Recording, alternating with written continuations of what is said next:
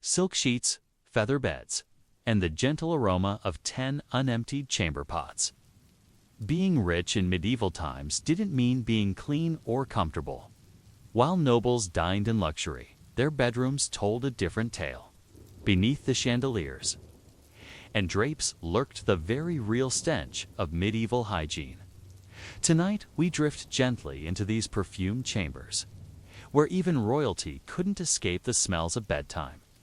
If you've ever romanticized castle life, this story might just change your dreams tonight.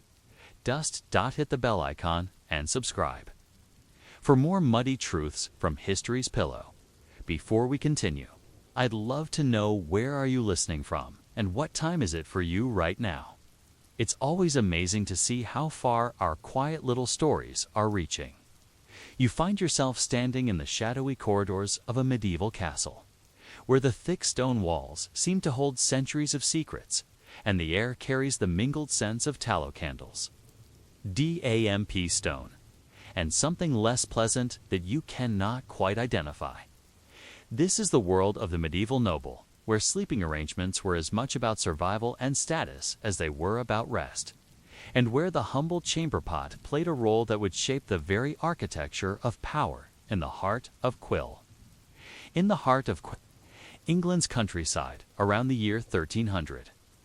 Let us consider the daily life of Lord Geoffrey de Montclair, a minor baron whose castle represents the typical dwelling of the English nobility, as evening approaches and the great hall's fires begin to dim. You would witness a ritual that has been repeated for centuries, yet remains largely hidden from historical record. The Lord and his family prepare for sleep not in the private sanctuaries we might imagine, but in spaces that blur the lines between public and private. Between comfort and necessity, the Great Chamber, as it was known, served multiple purposes. Throughout the day, History Undressed describes how this single room functioned as a bedroom, a reception area for guests, and sometimes even a bathing space for the noble family. The chamber's most prominent feature was the four-poster bed, its wooden frame strung with ropes that served as a primitive box spring. Upon these ropes lay a mattress stuffed with feathers or down, a luxury that distinguished the nobles from their servants, who made do with straw-filled pallets. The bed itself was a marvel of medieval engineering and comfort. Heavy curtains, often made from rich tapestries, hung from the four posts, creating a private cocoon within the larger chamber. These curtains served multiple purposes. They provided warmth during the brutal winter months, blocked out light for better sleep, and most importantly, created a sense of privacy in a world where true solitude was nearly impossible. The bed was surrounded by fur coverings and woolen blankets, piled high to combat the perpetual chill that seemed to seep through even the thickest castle walls. But you would notice something peculiar about this medieval bedroom that would seem strange to our modern sensibilities. Scattered throughout the chamber, often tucked discreetly into corners or placed beneath the bed itself, were ceramic vessels of various sizes and shapes. These were the chamber pots, and their presence tells a story of daily life that historians have often overlooked or euphemistically dismissed. The chamber pot was not merely a convenience. It was a necessity born of the harsh realities of castle life. It's the alternative, venturing through dark, cold corridors to reach the castle's privy, was not just uncomfortable, but potentially dangerous. Castle corridors at night were treacherous, places filled with uneven stones, sudden drops, and the very real possibility of encountering something or someone unwelcome. The chamber pot eliminated these risks, allowing the noble family to remain safe within their chamber throughout the night. England's puzzle reveals the social hierarchy that governed even the most basic human needs. While the lord and lady of the castle had access to the finest chamber pots, often made from pewter or high-quality ceramic, their servants faced a different reality. In the great hall below, where most of the castle's inhabitants slept, privacy was a luxury that simply did not exist. Servants, men-at-arms, and other castle residents gathered around the dying embers of the fire, sharing space and air that grew increasingly stale as the night progressed. The positioning of the chamber pot within the great chamber was a matter of careful consideration. Too close to the bed and its contents would create an unpleasant sleeping environment. Too far away, and it would defeat the purpose of having it nearby for nighttime use. Most nobles settled on placing the vessel behind a wooden screen or in a small alcove, where it could be accessed quickly but remain somewhat hidden from view. As you observe this medieval bedroom, you begin to understand that the chamber pot was more than just a practical necessity. It was a symbol of status, a marker of the divide between those who could afford privacy and those who could not. The very quality of the chamber pot, its material, its decoration, its size, spoke to the wealth and position of its owner. A simple earthenware pot marked its user as a servant, while an ornate pewter vessel announced the presence of nobility. The medieval noble's relationship with the chamber pot was further complicated by the presence of servants.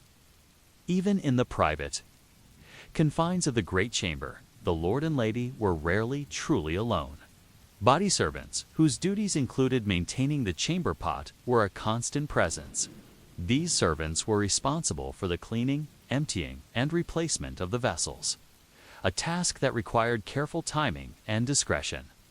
The emptying of chamber pots followed a strict protocol that reveals much about medieval attitudes toward hygiene and waste. England's puzzle describes how servants would collect the pots each morning, carrying them down to the castle's lower levels where their contents would be disposed of in the moat. The castle's midden heap, or specially constructed waste pits. This daily ritual was so important that it became one of the first tasks performed each morning. Before the castle's inhabitants began their daily activities, the chamber pot's influence extended beyond the bedroom into the very design of medieval castles. Architects and builders began incorporating small alcoves and recesses into chamber walls, specifically designed to house these vessels. Some castles featured elaborate close stools, wooden seats with hinged tops that concealed the chamber pot beneath. These pieces of furniture represented an early attempt to bring dignity and comfort to what was otherwise a crude necessity. But the chamber pot's presence in the medieval bedroom created problems that noble families had to address. The smell, particularly during warm weather or when the pot remained unemptied for extended periods, could become overwhelming. To combat this, nobles began using herbs and perfumes in their chambers, creating a constant battle between pleasant and unpleasant odors. Lavender, rosemary, and other aromatic plants were scattered throughout the chamber, hung in bundles from the ceiling, and even placed inside the chamber pots themselves to mask offensive smells. The social implications of the chamber pot extended far beyond the bedroom.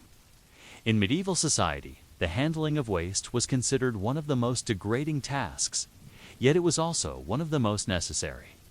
This created a complex social dynamic, where certain servants gained privileged access to the most private moments of noble life, while simultaneously being viewed as occupying one of the lowest positions in the social hierarchy. As winter nights grew longer and the castle's fires burned lower, the chamber pot became an even more crucial element of noble life. The thought of leaving the warmth of the bed and the protection of the chamber, curtains to venture into the cold castle corridors, was almost unbearable.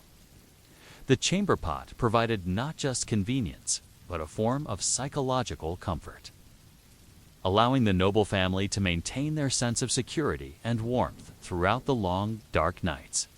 Yet questions remain about this intimate aspect of medieval life. How did the constant presence of chamber pots affect the sleep patterns of medieval nobles? Did the fear of nighttime dangers make them more dependent on these vessels than they might otherwise have been? And what happened when guests visited the castle? How were the social protocols of chamber pot use navigated when multiple noble families shared the same space?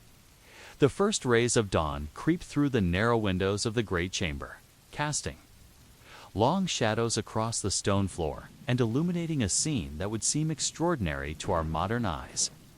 You witness the beginning of what was perhaps the most carefully orchestrated and socially complex ritual in medieval castle life, the morning emptying and cleaning of the chamber pots. This daily ceremony reveals not just the practical realities of medieval sanitation, but the intricate web of social relationships that governed every aspect of noble life. Margaret, the head chambermaid, rises before the castle's inhabitants stir, her movements silent and practiced as she begins her rounds. National Trust for Scotland describes how servants like Margaret faced the unpleasant task of emptying chamber pots from bedrooms as part of their daily routine. But this simple description fails to capture the complexity of the task that awaited her. Each morning, the chamber pot collection followed a strict hierarchy that mirrored the social structure of the castle itself. Margaret would begin with the Lord and Lady's chamber, where the finest pewter vessels awaited her attention. These pots, often decorated with the family's coat of arms or other symbols of nobility, required special handling. They were not merely utilitarian objects, but status symbols that demanded respect and careful maintenance. As Margaret lifted the heavy pot from its discreet alcove behind the carved wooden screen, she would examine it for damage. Chamber pots broke frequently, not just from regular use, but from the thermal stress of being constantly filled and emptied. England's Puzzle notes that housekeepers were advised to maintain large stocks of replacement pots because of their tendency to crack and break. The weight of the filled chamber pot told its own story. During the long winter nights, when the castle's inhabitants were reluctant to leave their warm beds, the pots would fill to capacity. Margaret had developed the strength and technique necessary to carry these vessels without spilling their contents, a skill that took years to master and was essential to maintaining her position. The route from the great chamber to the castle's waste disposal area was a carefully planned journey. Margaret would navigate the narrow servants' stairs, avoiding the main corridors where early rising nobles might encounter her. The shame associated with this task was so great that elaborate protocols existed to ensure that the waste removal process remained invisible to the castle's more prestigious inhabitants. In the castle's lower levels, Margaret would encounter other servants engaged in the same task. The guardroom, where the castle's men-at-arms slept, presented a different challenge entirely. Here, multiple chamber pots served the needs of a dozen or more men, creating a concentration of waste that was both practically and socially problematic. The pots used in these areas were crude earthenware vessels, functional but lacking the refinement of their noble counterparts. The emptying of chamber pots was not simply a matter of disposal. The contents were valuable in their own right, serving as fertilizer for the castle's gardens and fields. This created an entire economy around waste management, with specific servants responsible for collecting, storing, and distributing the contents of the chamber pots to areas where they would be most beneficial. The cleaning process itself was elaborate and time-consuming. Margaret would first rinse each pot with water drawn from the castle's well, then scrub it with a mixture of sand and lye soap. The pewter pots belonging to the nobles required special attention, as they were polished until they gleamed. This polishing was not merely aesthetic. It was a form of social communication, demonstrating the servants' dedication to their lord's comfort and status. The return journey to the chambers was equally important. Margaret would carry the clean, empty pots back to their designated locations, ensuring that each was properly positioned for the night to come. In the great chamber, the pot would be placed behind its screen, perhaps with a small sachet of herbs to provide a pleasant scent. In the lesser chambers, the pots would be tucked under beds or placed in simple wooden cabinets designed for the purpose. But the chamber pot's influence on castle life extended far beyond the morning cleaning ritual. During the day, these vessels would be moved and repositioned based on the activities taking place in each chamber. When the Lord held court in the great chamber, the chamber pot would be discreetly relocated to avoid any embarrassing encounters.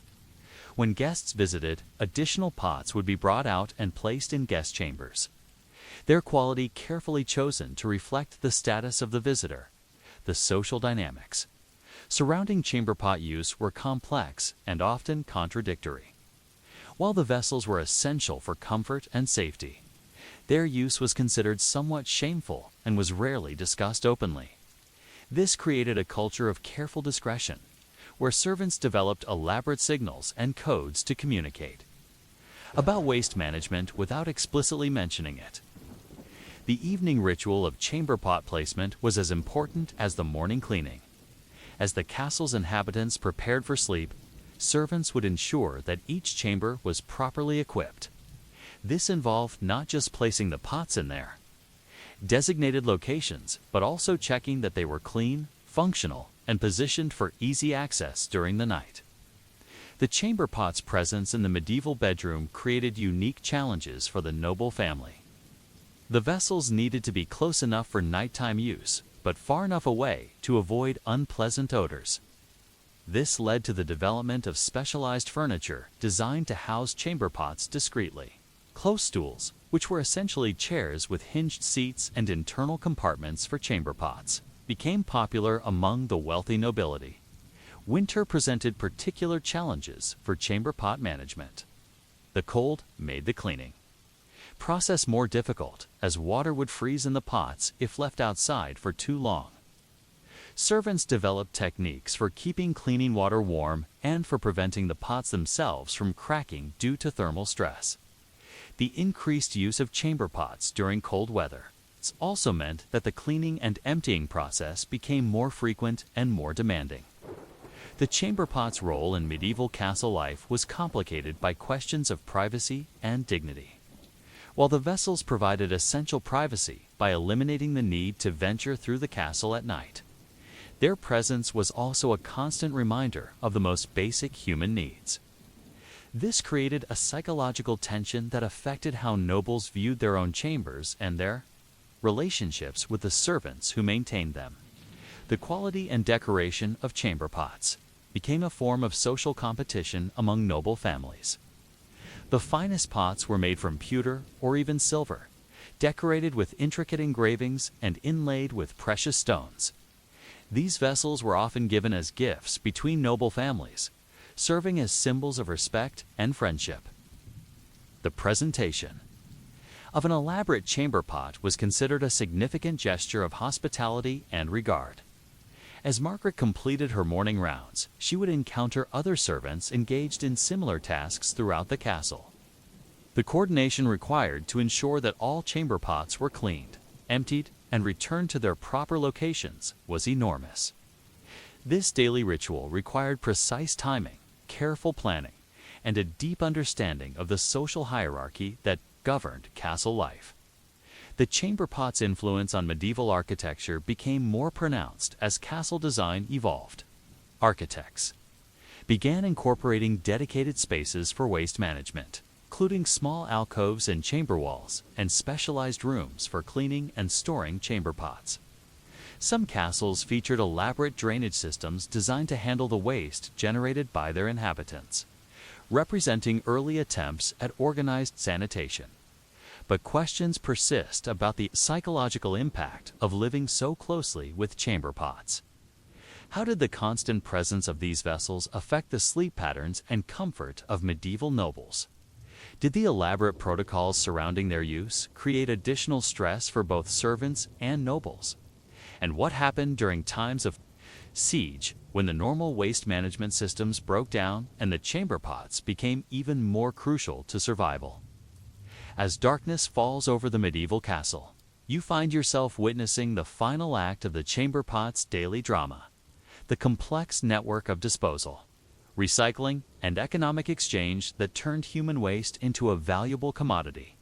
This hidden economy, operating in the shadows of medieval society, reveals how the humble chamber pot became central, not just to noble comfort, but to the very survival and prosperity of the castle community. The figure of Thomas the Gong Farmer emerges. From the castle's lower levels, his arrival as regular as the church bells that marked the hours. England's puzzle describes how the emptying of chamber pots was usually a servant's responsibility.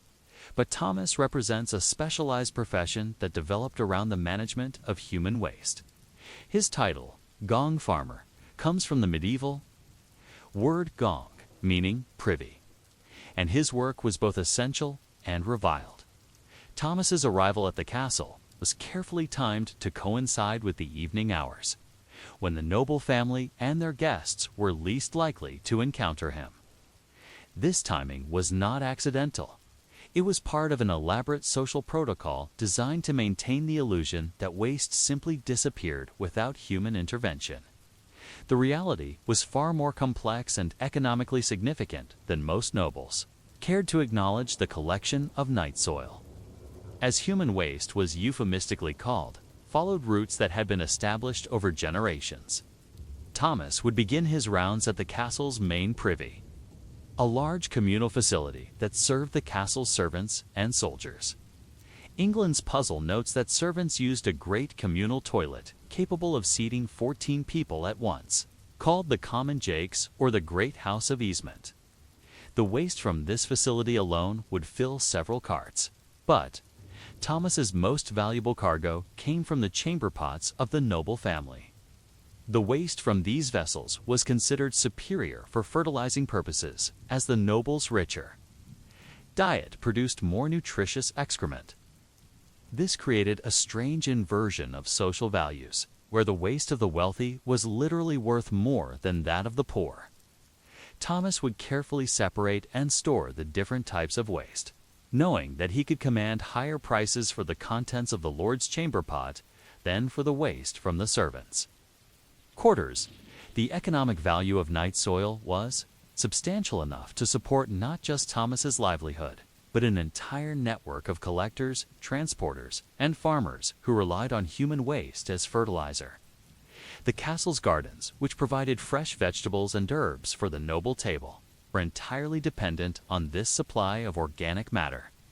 Without the regular application of night soil, the castle's food production would have been severely compromised. The transportation of night soil from the castle to the surrounding fields was a logistical challenge that required careful planning and specialized equipment. Thomas used a cart fitted with specially designed containers that could hold liquid waste without spilling. The routes he followed were planned to avoid the main roads and populated areas, partly to prevent the spread of disease and partly to maintain the social fiction that this activity was somehow separate from normal life. The application of night soil to agricultural fields was a skilled process that required knowledge of soil conditions, crop rotation, and seasonal timing. Thomas worked closely with the castle's agricultural steward to ensure that the waste was applied when and where it would be most beneficial. This collaboration between the lowest and highest levels of castle society demonstrates how the chamber pot economy bridged social boundaries in ways that would have been impossible in other contexts. The chamber pot's role in medieval hygiene was complicated by the era's understanding of disease and cleanliness. While we now know that improper waste disposal can spread disease, medieval people had different theories about the relationship between waste and illness. Some believed that the smell of waste was itself harmful, leading to the use of herbs and perfumes to mask odors. Others thought that waste products had medicinal properties and could be used to treat various ailments. The cleaning of chamber pots involved more than just removing waste. It was part of a broader system of hygiene that governed castle life. The servants responsible for this task, like Margaret, developed elaborate rituals around cleaning and disinfection. They would use not just water and soap, but also vinegar, ash, and various herbs believed to have purifying properties.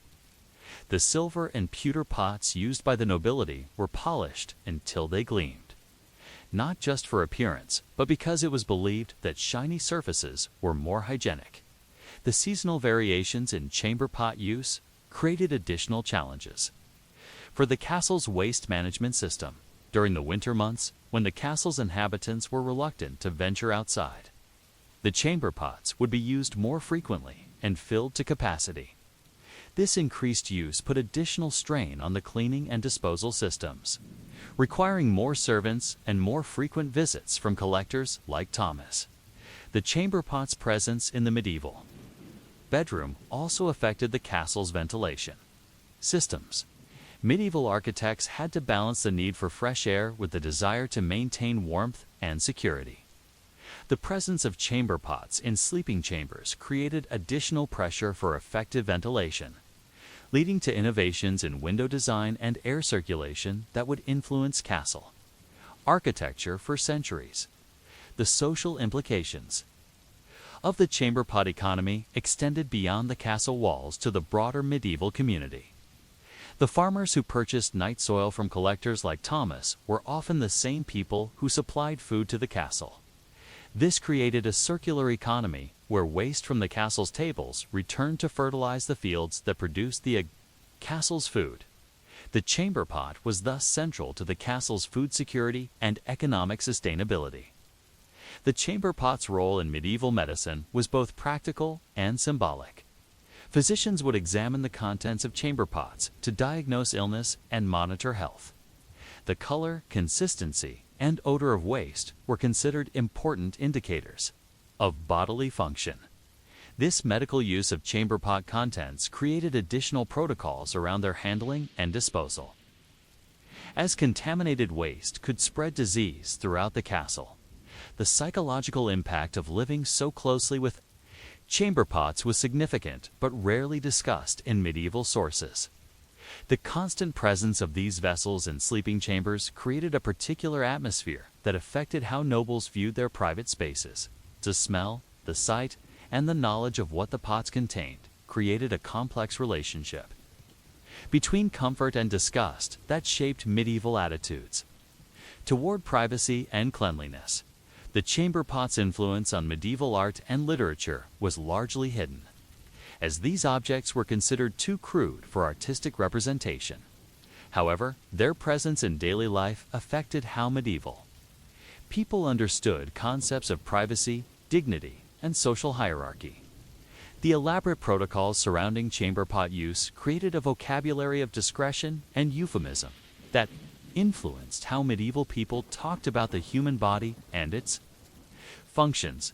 The technological innovations inspired by chamber pot use were more significant than might be expected. The development of specialized cleaning tools, improved ceramic and metalworking techniques, and innovations in waste disposal all stemmed from the need to make chamber pot use more efficient and less unpleasant. These innovations would later influence the development of modern sanitation systems. The chamber pot's role in medieval castle life was complicated by questions of religious and moral significance. The Catholic Church's teachings about the body and its functions created tension around waste disposal and hygiene, while cleanliness was considered next to godliness. The handling of human waste was viewed as degrading and potentially corrupting. This created moral dilemmas for both servants and nobles that affected how chamber pots were used and perceived. As Thomas completed his nightly rounds and disappeared into the darkness with his valuable cargo, the castle settled into sleep, knowing that the morning would bring the same ritual again. The chamber pot economy would continue its hidden operation, supporting the castle's inhabitants while remaining largely invisible to those who benefited from it most. This system, built around the most basic human needs, created a foundation of stability and sustainability that allowed medieval noble society to flourish. Despite its apparent crudeness, the questions that remain about this hidden economy are profound. How did the chamber pot economy affect the broader development of medieval trade and commerce?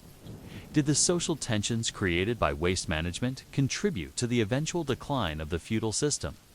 And what can we learn from medieval approaches to sustainability and resource recycling that might inform our modern understanding of waste management?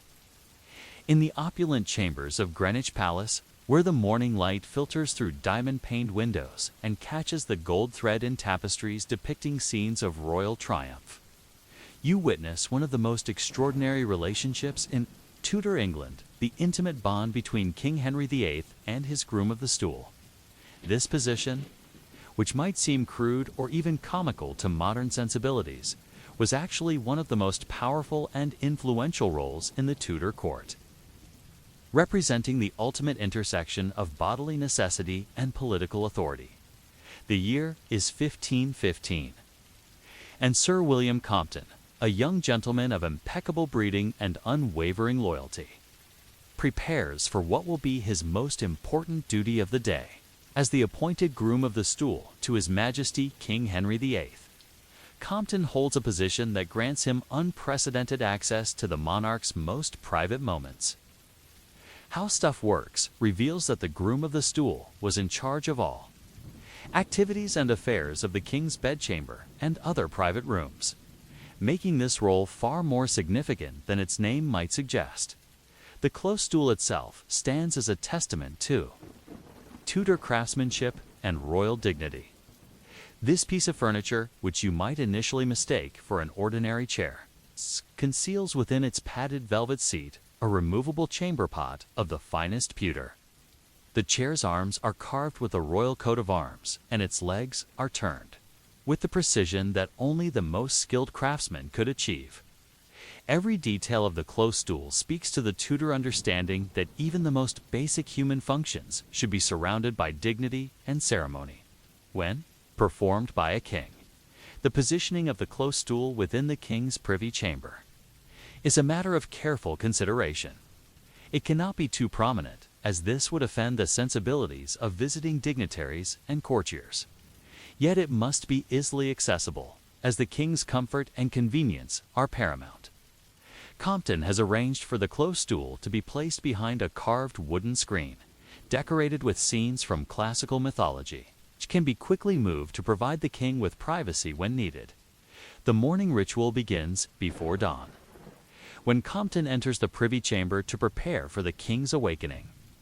His first task is to examine the close stool, ensuring that the chamber pot is clean and properly positioned. He checks the velvet cushions for any signs of wear or damage, as the king's comfort must never be compromised. The pewter pot is polished until it gleams, reflecting Compton's dedication to maintaining the highest standards of royal service. As the king stirs in his great bed, hung with cloth of gold and lined with furs, Compton positions himself nearby, ready to assist with whatever needs might arise. The relationship between the groom of the stool and the monarch is one of absolute trust and intimacy. There are no secrets between them, no moments of vulnerability that are not shared. This intimacy creates a bond that transcends the normal boundaries of social hierarchy, making the groom of the stool one of the most powerful figures in the realm. The king's morning routine involves careful attention to his physical needs and comfort. Henry VIII, even in his younger years, was a man of considerable appetite and corresponding bodily functions. The close stool would be used multiple times throughout the day, and each use required Compton's careful attention. The process was ritualized to maintain the king's dignity while ensuring his comfort and health. When the king required the use of the close stool, Compton would escort him to the screened area, helping to arrange his robes and ensuring his privacy. The act itself was conducted with the same solemnity that might accompany a religious ceremony. Compton would remain nearby, ready to assist with cleaning and to provide fresh linen for the king's comfort. The intimacy of these moments created opportunities for conversation and counsel that were unavailable to other courtiers. The maintenance of the close stool was a complex process that required specialized knowledge and equipment.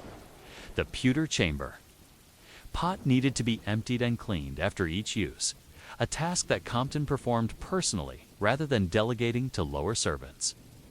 This hands-on approach was essential to maintaining the security and privacy that surrounded the king's most intimate moments.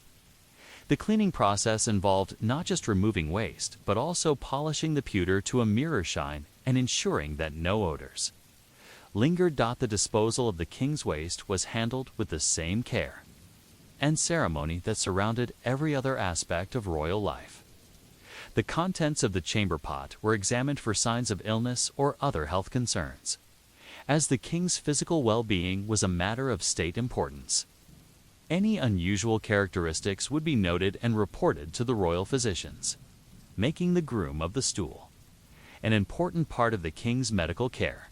The social implications of the groom of the stool position were enormous.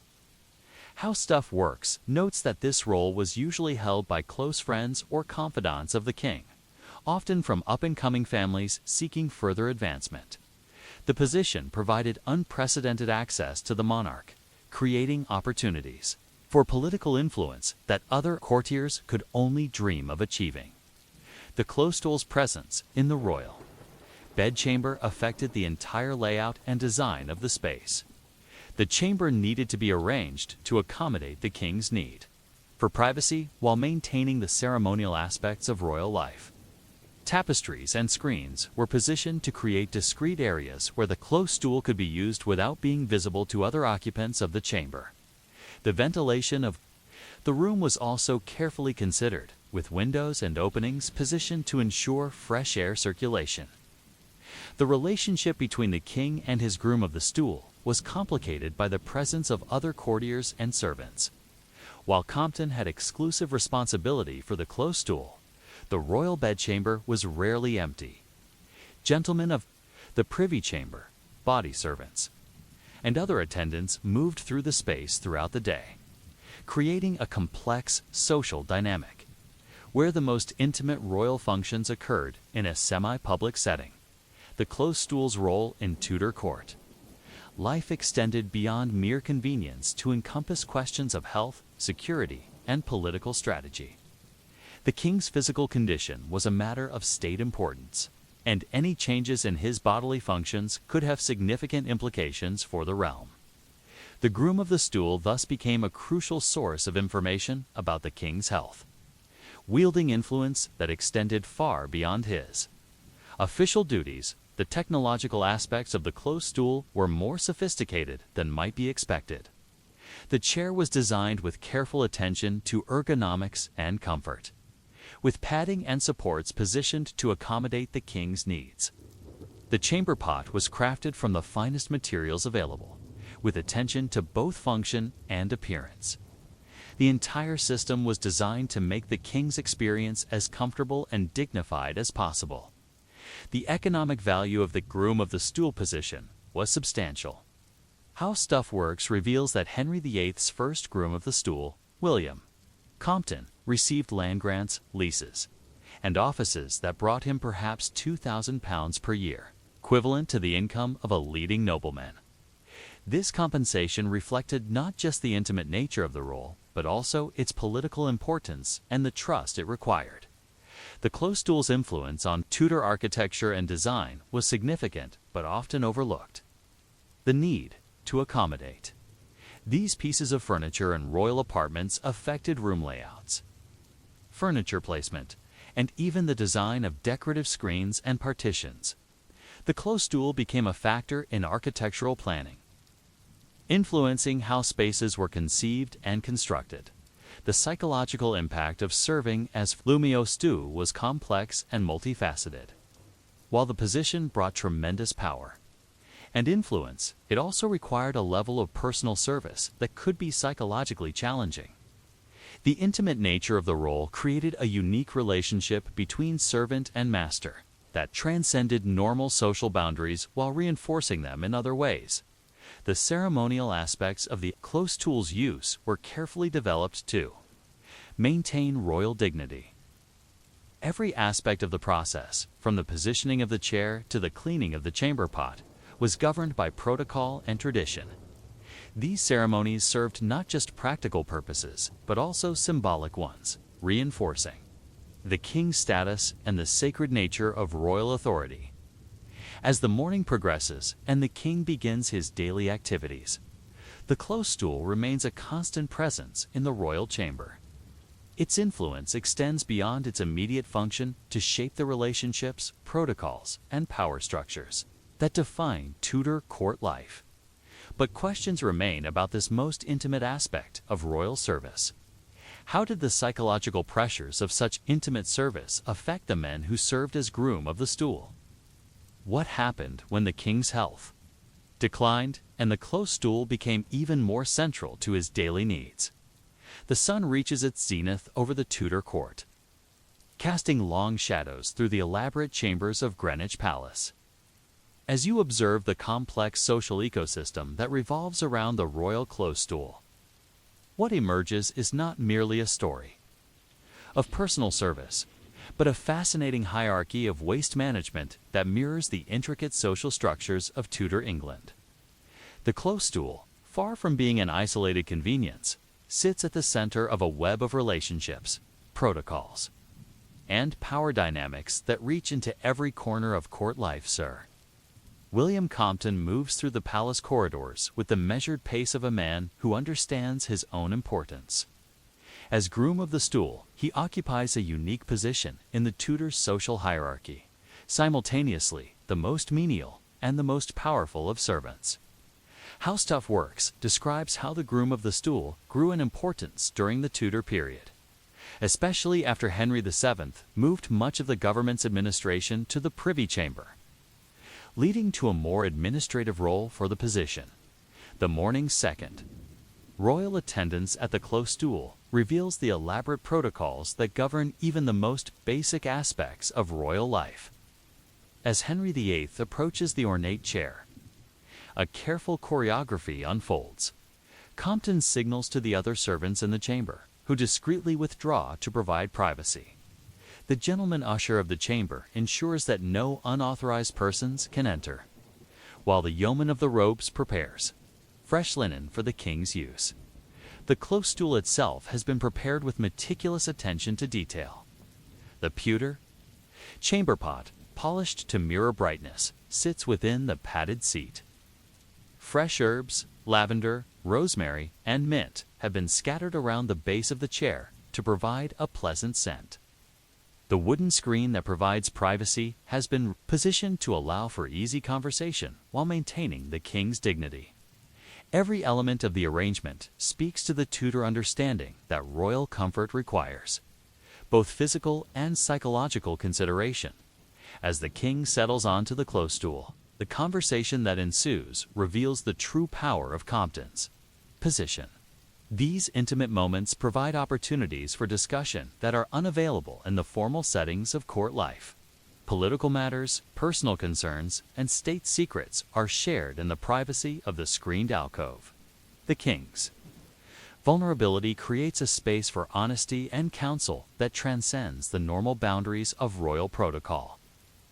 The examination of the chamber pot's contents after the king's use reveals another layer of the groom of the stool's responsibilities. Compton studies the waste with the trained eye of someone who understands its significance for the king's health. The color, consistency, and odor provide information about the royal diet, health, and general well-being. Any unusual characteristics are noted and reported to the royal physicians, making the groom of the stool an essential part of the king's medical care. The disposal of the royal waste follows a protocol that is both practical and symbolic. The contents of the chamber pot are not simply emptied and forgotten, but are handled with the same care and ceremony that surrounds every other aspect of royal life.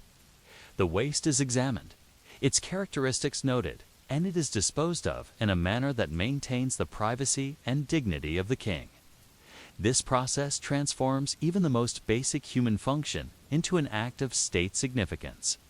The broader hierarchy of waste management in the Tudor court extends far beyond the king's close stool.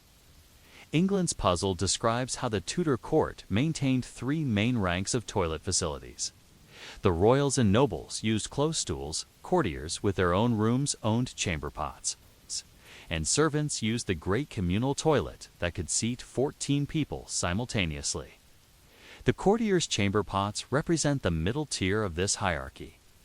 These vessels, while not as elaborate as the royal close stool, were still crafted with care and attention to comfort. Made from quality pewter or ceramic, they were often decorated with family crests or other symbols of status.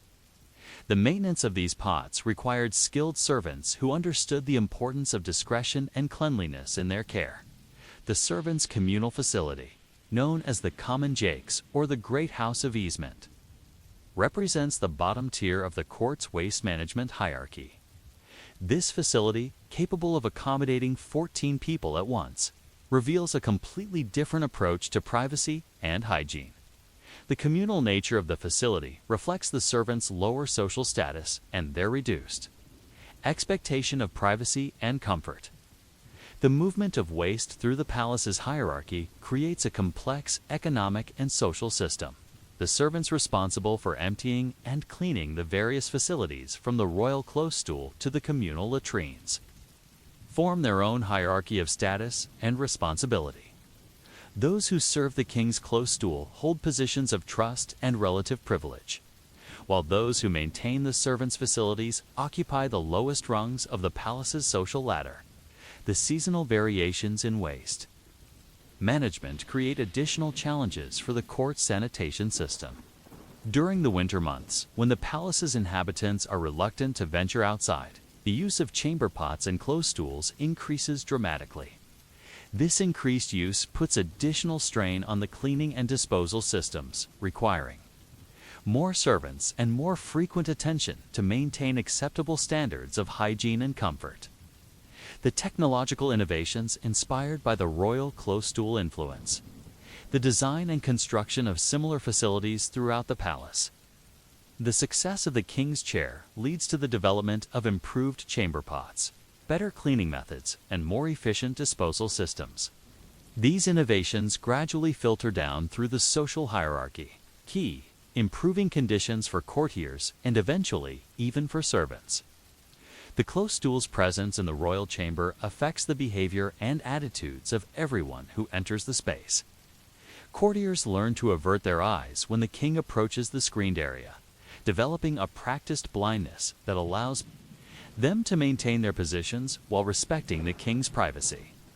The ability to ignore the close stool while remaining alert to the king's needs becomes a crucial skill for survival in the Tudor court. The international implications of the royal close stool become apparent when foreign dignitaries visit the English court. The provision of appropriate sanitation facilities for visiting nobles creates diplomatic challenges that require careful planning and cultural sensitivity. The quality and style of the facilities provided to foreign guests send messages about England's wealth, sophistication, and respect for their visitors. The medical aspects of the close stool's use become increasingly important as Henry VIII ages and his health declines. The king's physicians rely on Compton's observations and reports to monitor the royal health. Changes in the king's bodily functions can signal illness, dietary problems, or other health concerns that require immediate attention. The close stool thus becomes an important diagnostic tool in the practice of Tudor medicine. The religious implications of the close stool's use create additional complexities in Tudor court life. The Catholic Church's teachings about the body and its functions influence how the royal waste is perceived and handled. The need to maintain spiritual as well as physical cleanliness affects the protocols surrounding the close stool's use, creating additional layers of meaning and significance. The artistic and literary representations of the close stool are largely absent from Tudor culture, as these objects are considered too crude for formal artistic treatment. However, their presence in daily life affects how Tudor people understand concepts of privacy, dignity, and social hierarchy. The elaborate protocols surrounding the close stool create a vocabulary of discretion and euphemism that influences how Tudor society discusses the human body and its functions. The economic impact of the royal close stool extends beyond the immediate costs of its construction and maintenance. The position of groom of the stool provides access to the king that can be leveraged for political and economic advantage. The ability to influence royal decisions during intimate moments creates opportunities for advancement that other courtiers cannot match. As the afternoon progresses and the king continues his daily activities, the close stool remains a constant presence in the royal chamber. Its influence extends beyond its immediate function to shape the relationships, protocols, and power structures that define Tudor court life. The hierarchy of waste management that surrounds it reflects the broader social structures of Tudor England, revealing how even the most basic human needs become expressions of power, status, and social order. But questions remain about this elaborate system of royal waste management. How did the psychological pressures of maintaining such intimate service affect the relationships between the king and his servants? What happened when the system failed, and how did these failures affect the broader functioning of the Tudor court? As evening approaches and the candles are lit in the royal chambers of Greenwich Palace, you witness the transformation of the groom of the stool from a servant of the king's bodily needs into one of the most powerful political figures. In Tudor England, the intimate knowledge gained through years of attending to Henry VIII's most private moments has created a relationship that transcends the normal boundaries of royal service, revealing how physical vulnerability can become the foundation of political influence. Sir William Compton moves through the palace corridors with the confidence of a man who holds secrets that could shake the foundations of the realm. His daily attendance upon the king's close stool has provided him with insights into the royal character, health, and decision-making process that no other courtier can claim. How Stuff Works reveals that the groom of the stool's constant access to the king made this an enviable position for the high level of influence it could wield. The evening ritual of preparing the close stool for the night reveals the extent of Compton's responsibilities and influence. As he ensures that the chamber pot is clean and properly positioned, he also observes the king's physical condition and mood. The subtle signs of illness, discomfort, or emotional distress that might escape other observers are immediately apparent. To someone who has intimate knowledge of the king's daily habits and bodily functions, the close stool becomes a confessional where the king's fears, hopes, and secret thoughts are revealed. During the vulnerable moments of use, Henry VIII shares concerns about his health, his marriage, his succession, and his kingdom that he would never discuss in the formal settings of court life.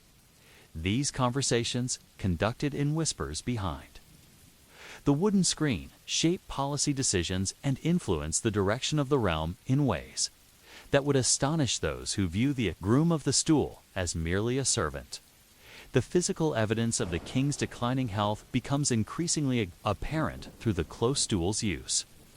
As Henry VIII ages, his bodily functions change in ways that reveal the toll of his lifestyle and the stress of ruling. Compton observes these changes with the practiced eye of someone who has monitored the king's health for years. The presence of blood, changes in consistency, unusual odors, or other abnormalities are all noted and reported to the royal physicians. The psychological impact of serving as the king's most intimate attendant creates a unique form of power that Compton wields with careful skill. The knowledge that he alone possesses about the king's private moments, personal fears, and physical vulnerabilities makes him indispensable to the royal household. This intimacy creates a bond of trust that allows Compton to influence the king's decisions in ways that would be impossible for other courtiers. The close stool's role in the king's medical care becomes increasingly important as Henry VIII's health deteriorates. The royal physicians rely on Compton's daily observations to monitor the king's condition and adjust treatments accordingly. The chamber pot becomes a diagnostic tool that provides crucial information about the king's internal health, making the groom of the stool an essential part of the royal medical team. The political implications of the king's physical condition become increasingly significant as questions of succession and royal authority come to the forefront. The evidence of the king's declining health, observed through the close stool's use, affects decisions about military campaigns, diplomatic negotiations, and domestic policy. The knowledge that Compton possesses about the king's true physical condition makes him a crucial figure in the political calculations of the Tudor court. The economic benefits of the groom of the stool position reflect its true political value. How Stuff Works describes how William Compton received land grants, leases, and offices that brought him perhaps £2,000 per year, equivalent to the income of a leading nobleman. This compensation reflects not just the intimate nature of the role, but also its political importance and the influence it provides. The close stool's influence on royal decision-making extends beyond health concerns to encompass broader questions of policy and governance. The intimate moments of use provide opportunities for Compton to offer counsel and advice that would be impossible in other settings.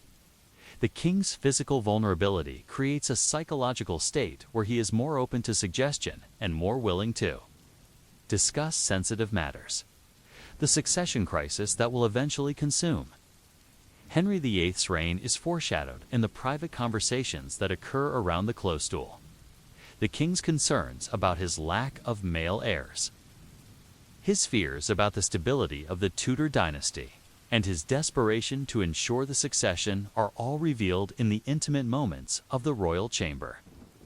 Compton's knowledge of these concerns makes him a crucial figure in the political maneuvering that surrounds the succession question.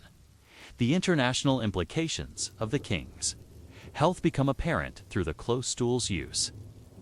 Foreign ambassadors and visiting dignitaries are keenly interested in the king's physical condition, as it affects their own country's diplomatic and military strategies. The information that Compton possesses about the king's health becomes a valuable commodity in the complex world of Tudor diplomacy. The religious dimensions of the close stool's use take on additional significance as Henry VIII's break with Rome unfolds. The king's physical and spiritual health become intertwined in ways that affect his religious policies and his relationship with the church. The intimate knowledge that Compton possesses about the king's private thoughts and fears regarding his spiritual condition influences the broader religious transformation of England. The cultural impact of the groom of the stool position extends beyond the immediate confines of the royal court.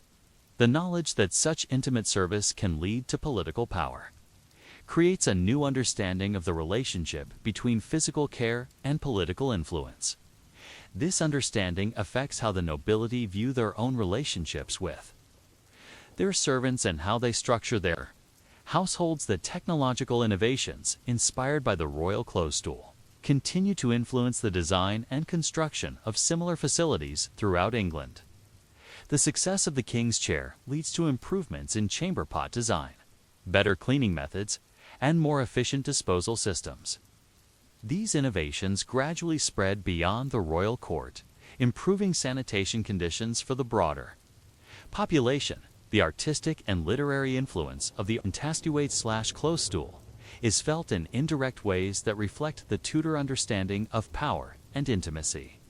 While the object itself is not depicted in formal art, its presence in the royal chamber affects how artists and writers understand the relationship between physical vulnerability and political authority. The themes of intimacy, trust, and influence that surround the close stool appear in various forms throughout Tudor literature and art.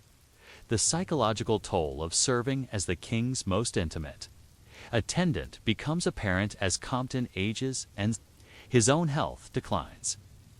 The constant awareness of the king's mortality, combined with the knowledge of state secrets and royal vulnerabilities, creates a unique form of psychological pressure. The burden of such intimate knowledge affects Compton's relationships with other courtiers and his own sense of identity and purpose. The close stool's role in the broader transformation of Tudor society becomes clear as the reign progresses. The political power that flows from intimate service changes the understanding of how influence operates in royal courts. The position of groom of the stool becomes a model for other forms of personal service that can be leveraged for political advantage. As the evening progresses and the king prepares for sleep, the close stool remains a constant presence in the royal chamber. Its influence extends beyond its immediate function to shape the relationships, protocols, and power structures that define Tudor court life. The political power that flows from such intimate service reveals the complex ways in which physical Vulnerability and political authority intersect in the world of royal courts. Asterisk, but questions remain about this most intimate form of political influence. How did the psychological pressures of such intimate service affect the broader functioning of the Tudor court? What happened when the system of intimate service failed? And how did these failures affect the stability of royal authority?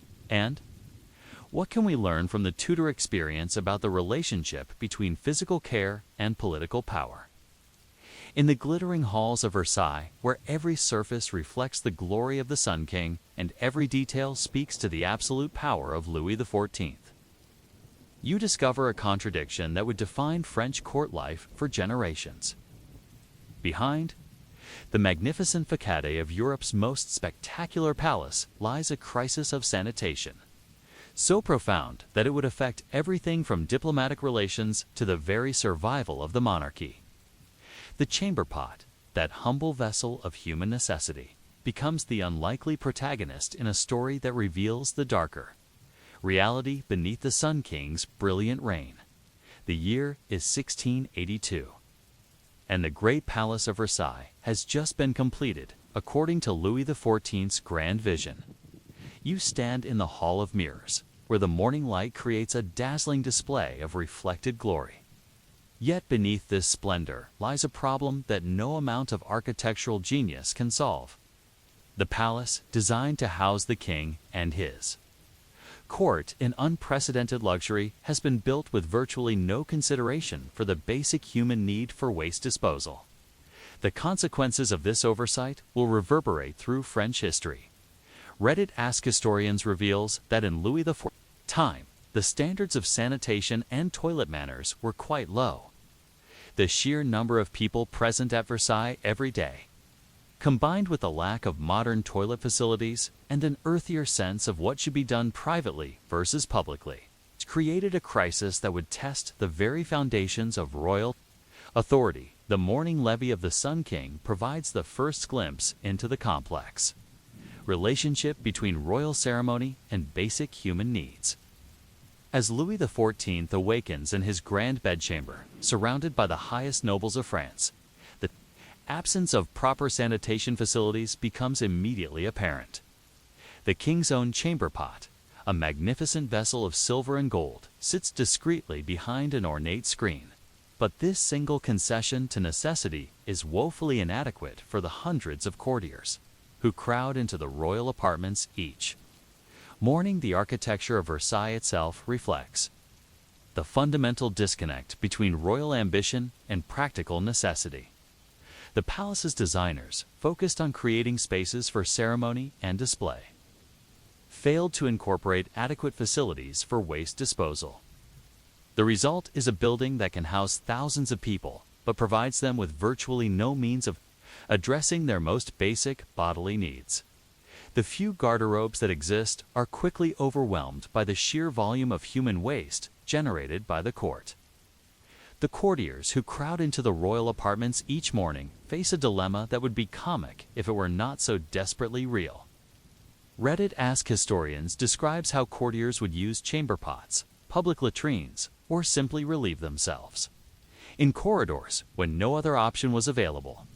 The Duc de Saint-Simon wrote that some courtiers would walk away from company, urinate on the floor, and return, with people simply accepting this behavior as normal. The chamber pot becomes the symbol of the court's desperate attempts to maintain dignity in the face of overwhelming practical challenges. Every courtier who can afford one keeps a chamber pot in their apartments. But the logistics of emptying and cleaning these vessels becomes a nightmare that consumes the time and energy of hundreds of servants. The corridors of Versailles echo with the sounds of servants carrying chamber pots, creating a constant reminder of the palace's sanitary crisis. The social implications of the chamber pot crisis extend far beyond mere inconvenience. The lack of adequate sanitation facilities affects the entire social structure of the court, creating new forms of hierarchy based on access to private facilities. Those courtiers fortunate enough to have their own apartments and chamber pots enjoy a level of privacy and comfort that becomes a mark of social distinction. Those without such accommodations face daily humiliation and discomfort. The king's own relationship with his chamber pot reveals the complex intersection of royal dignity and human necessity. Louis XIV, who has transformed every aspect of his daily routine into elaborate ceremony, must somehow accommodate the most basic human needs within the framework of royal protocol. The result is a series of carefully choreographed rituals that attempt to maintain royal dignity while addressing practical necessities. The morning routine in the king's chamber involves a complex choreography of servants, courtiers, and chamber pots. The king's silver chamber pot, crafted by the finest artisans in France, sits within an ornate close stool that has been positioned to provide privacy while maintaining the ceremonial aspects of royal life. The emptying and cleaning of this vessel requires the services of specially trained servants who understand the importance of discretion and needy in their duties. The broader palace struggles with a sanitation crisis that affects every level of society. The public latrines, designed for the use of servants and lower-level courtiers, quickly become overwhelmed and virtually unusable. The result is a palace where human waste accumulates in corners, corridors, and courtyards, creating smells and health hazards that no amount of perfume can mask. The palace's reputation for luxury and sophistication is constantly undermined by the reality of its sanitary conditions. The seasonal variations in the palace's sanitation crisis create additional challenges that test the limits of human endurance.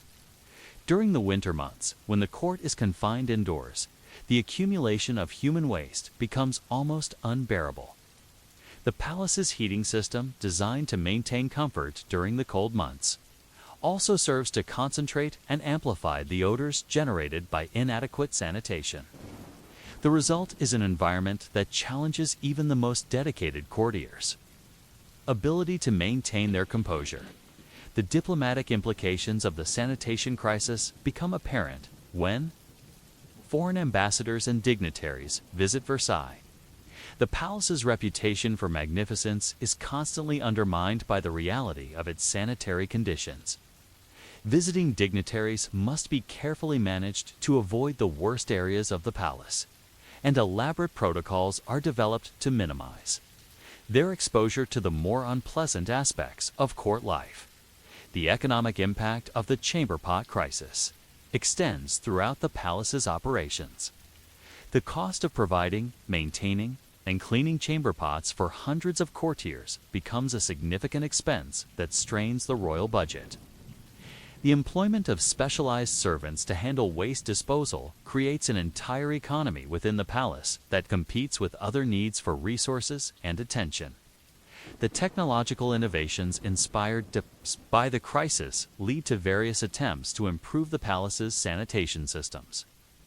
Early experiments with drainage systems, improved chamber pot designs, and better ventilation methods all stem from the desperate need to address the palace's sanitary problems. These innovations, while primitive by modern standards, represent important steps toward understanding the relationship between architecture and human health. The psychological impact of living in such conditions affects every aspect of court life. The constant presence of human waste, the overwhelming odors, and the lack of privacy creates a psychological environment that affects how courtiers interact with each other and with the king. The stress of maintaining dignity and composure in such conditions takes a toll on everyone who lives and works at Versailles. The artistic and literary responses to the sanitation crisis are carefully muted, as direct criticism of the palace's conditions would be seen as an attack on royal authority. However, the reality of life at Versailles affects how artists and writers understand the relationship between power and human frailty. The themes of appearance versus reality, the costs of absolute power, and the importance of basic human needs all appear in various forms throughout the literature and art of the period. The religious implications of the sanitation crisis creates additional complications for the court. The Catholic Church's teachings about cleanliness and the proper Treatment of the human body conflict with the reality of life at Versailles.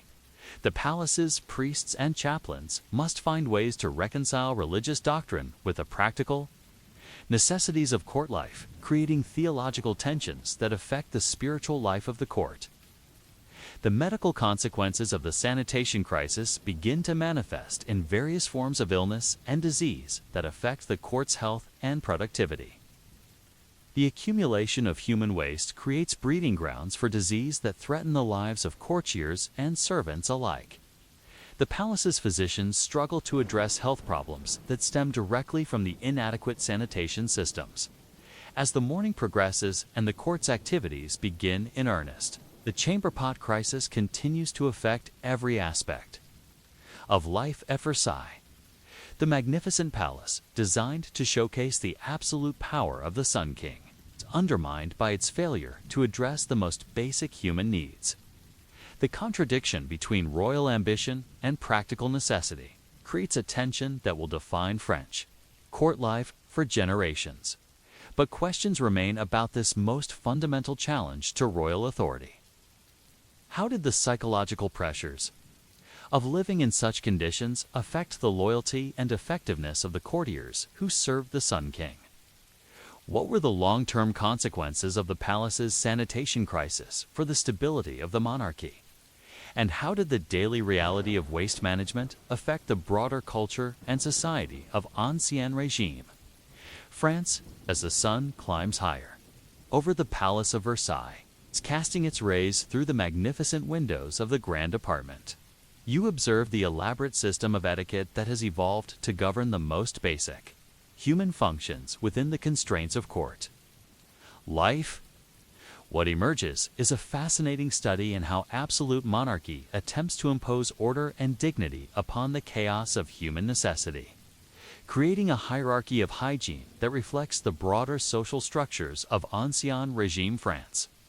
The Duchess of Orleans, Elizabeth Charlotte, moves through the palace corridors with the measured pace of someone who has learned to navigate both the physical and social obstacles of court life. Her morning routine involves a complex calculation of timing, location, and social protocol that would be unnecessary in any other environment. The Duchess's apartments, among the finest in the palace, are equipped with multiple chamber pots of varying sizes and decorative schemes, each designed for different circumstances and social situations. The chamber pot in the Duchess's private bedchamber is a work of art in itself, crafted from the finest porcelain and decorated with scenes from classical mythology. The vessel sits within an ornate close stool that has been positioned to provide privacy, while maintaining the elegant aesthetics of the chamber. The positioning of this facility requires careful consideration of the room's traffic patterns, as the Duchess's apartments are constantly visited by other courtiers, servants, and officials who must be able to conduct their business without being aware of the chamber pot's presence. The social protocols governing chamber pot use at Versailles are as complex and rigid as any other aspect of court etiquette. The timing of use must be carefully coordinated to avoid conflicts with other court activities. The Duchess cannot simply use her chamber pot whenever nature calls. She must consider the schedules of her visitors, the requirements of court ceremonies, and the availability of servants to provide assistance and maintain discretion. The hierarchy of chamber pot quality and decoration reflects the broader social structure of the court. L'Officiel USA describes how chamber pots were used as toilets before modern facilities were invented, with people conducting their business in these pots and then emptying the contents. The Duchess's porcelain vessels, with their elegant decorations and comfortable seating, stand in stark contrast to the crude earthenware pots used by lower-ranking courtiers and servants. The morning routine of chamber pot maintenance involves a carefully choreographed dance of servants who must empty, clean, and replace the vessels without disrupting the Duchess's activities or alerting others to their presence. The head chambermaid, Marie-Françoise, has developed a system of signals and timing that allows her to maintain the Duchess's chamber pots without creating embarrassment or inconvenience.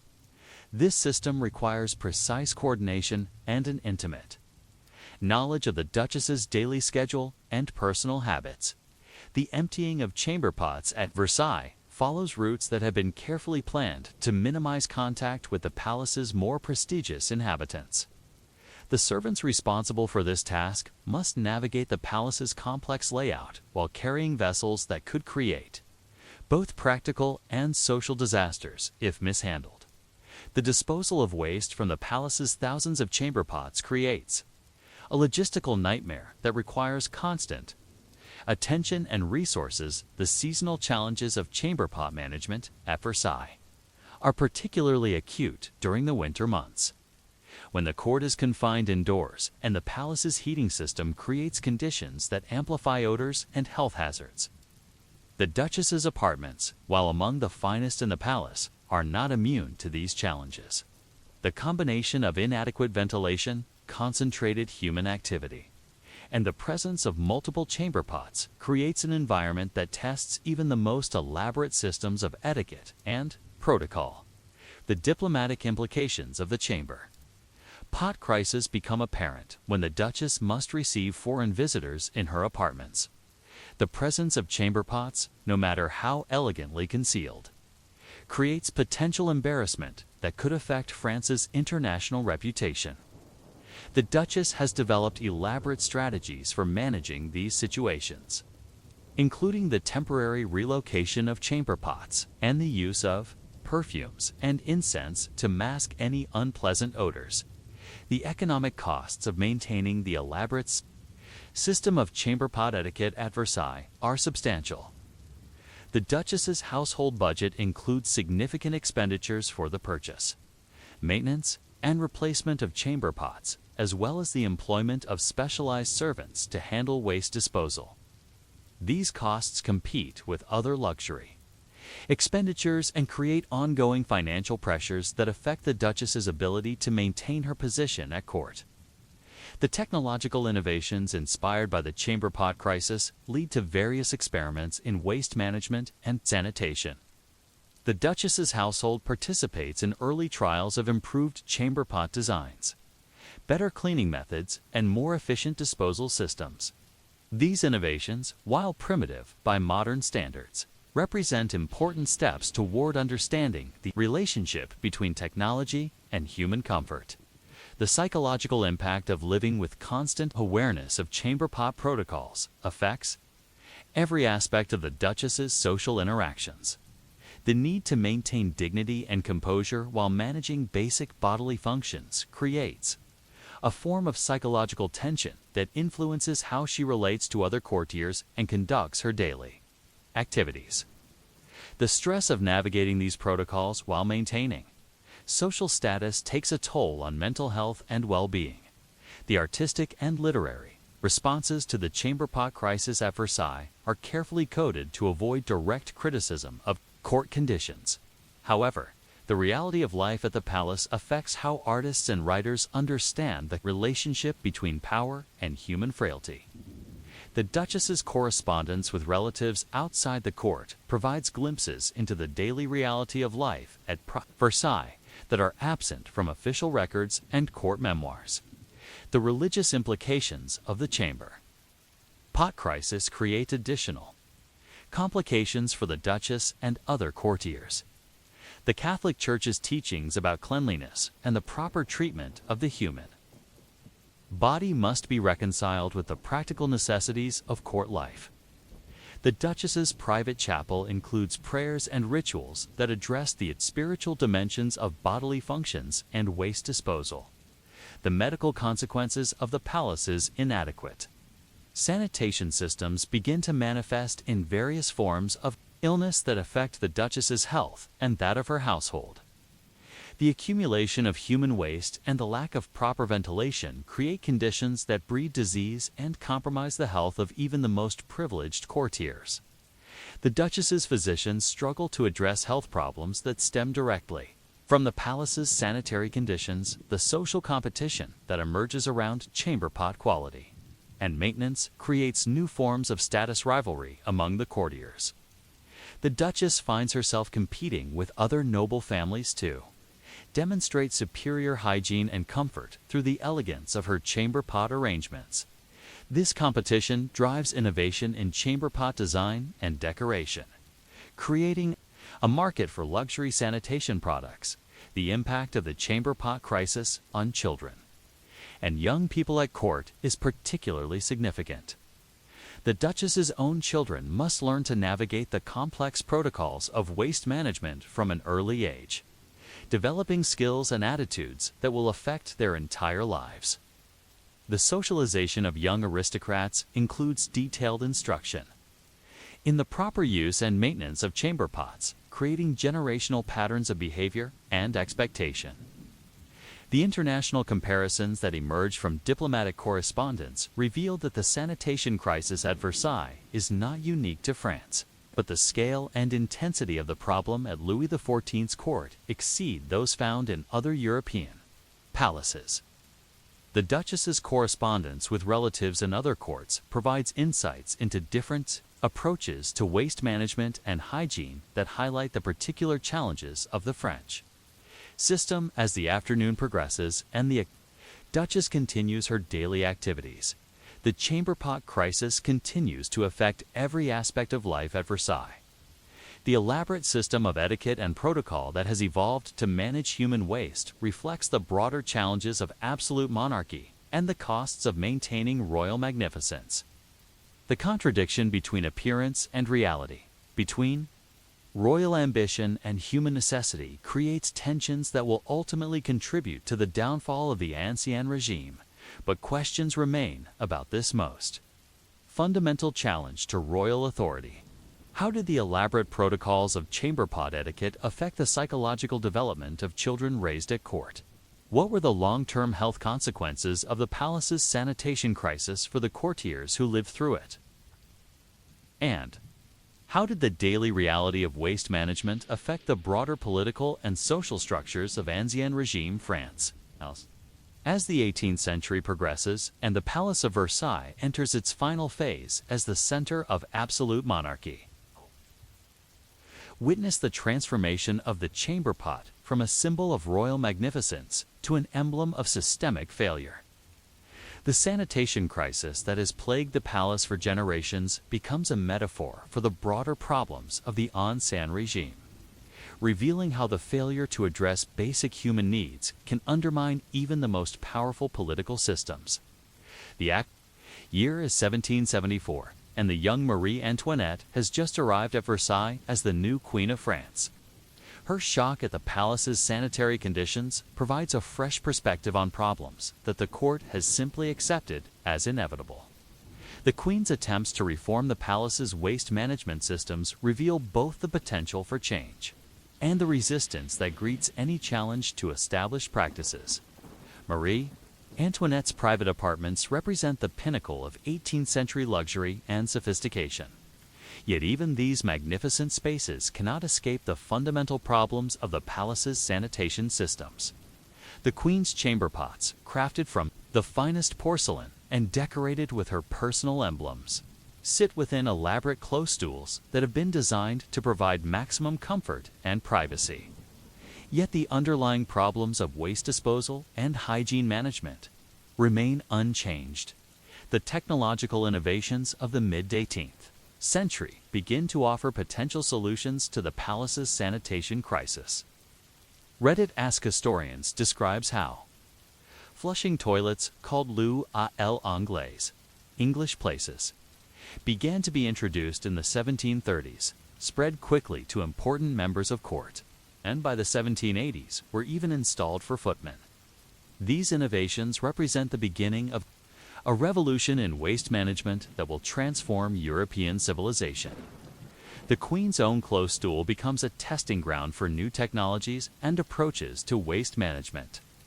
The installation of one of the early flushing toilets in her private apartments represents both a practical improvement and a symbolic statement about the possibilities for reform. The Queen's enthusiasm for these innovations reflects her broader approach to court life and her desire to modernize the traditions of Versailles.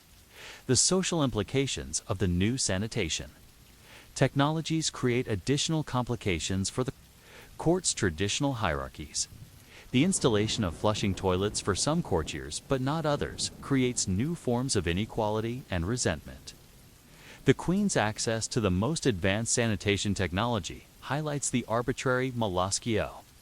More me kiss, ruby kiss, more me kiss. Only ruby kiss. Only ruby kiss has the luxurious texture. That molluscio tester. Well, molluscio. More molluscio teket, molluscio teket. The kili teket molia sift. Molecu molluscio biet. Molluscio cannot. Mollusic key. Molluscio melai. Prebil mala. By Sibeli Simelisid. By Malalikla. By Silasiat. The Malakayat. Ozit lilisit seket to be gamisik to be sikrika kaisit lik sits to I class at goatsita gathis cussitic because be sits sick took sick nature of privilege at court and contributes to the growing tensions between different social groups. The economic costs of implementing new sanitation technologies at Versailles are enormous, requiring significant investment in plumbing, drainage systems, and specialized equipment.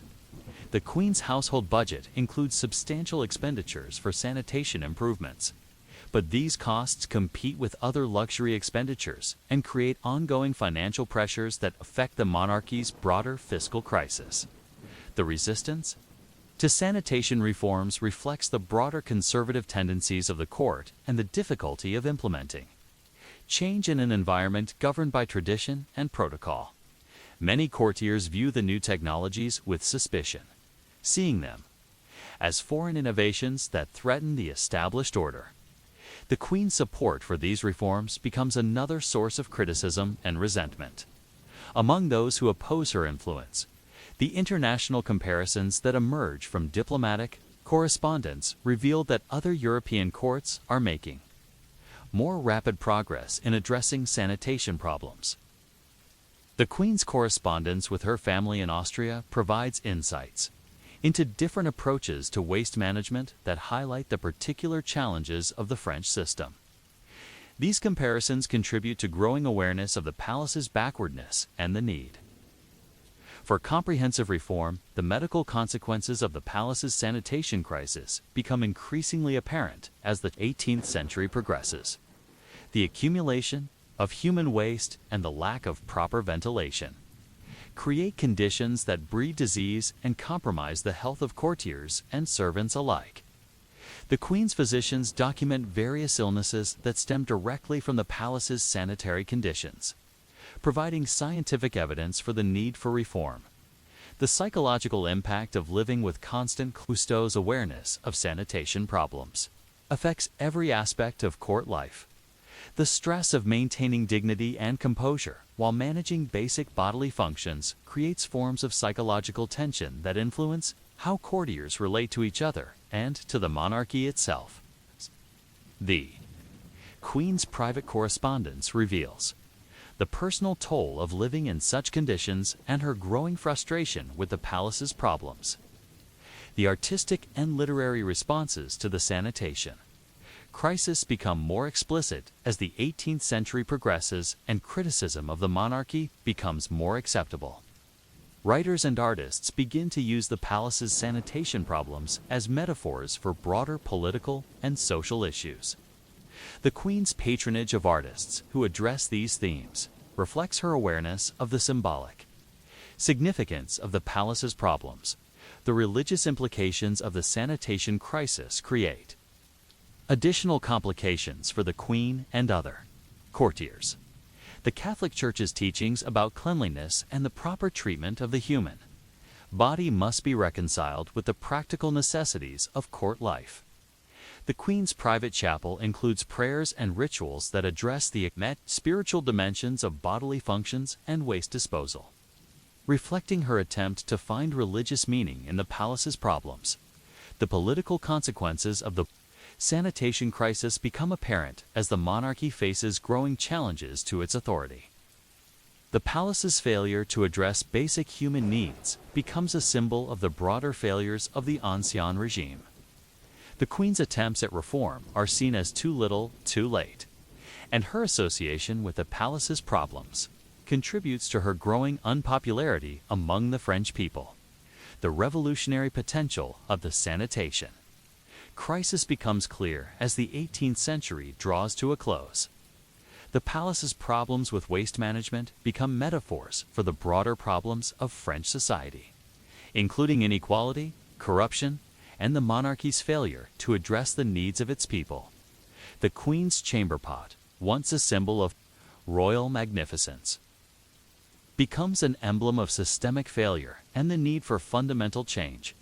The final years of the ancien regime see desperate attempts to address the palace's sanitation problems through comprehensive reform. The installation of new drainage systems, the construction of additional latrines, and the implementation of improved waste management protocols represent last-ditch efforts to salvage the monarchy's reputation. These reforms, while technically successful, come too late to save the political system they were meant to support.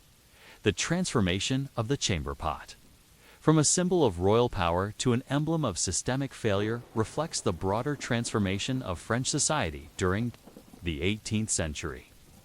The palace's sanitation crisis becomes a microcosm of the problems that will ultimately bring down the monarchy, revealing how the failure to address basic human needs can undermine even the most powerful political systems. The legacy of the Versailles sanitation crisis extends far beyond the palace walls to influence the development of modern sanitation systems and public health policies.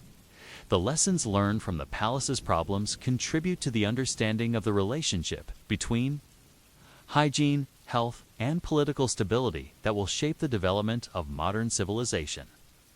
As the French Revolution approaches and the Palace of Versailles prepares for its final transformation, the chamber pot crisis continues to affect every aspect of court life.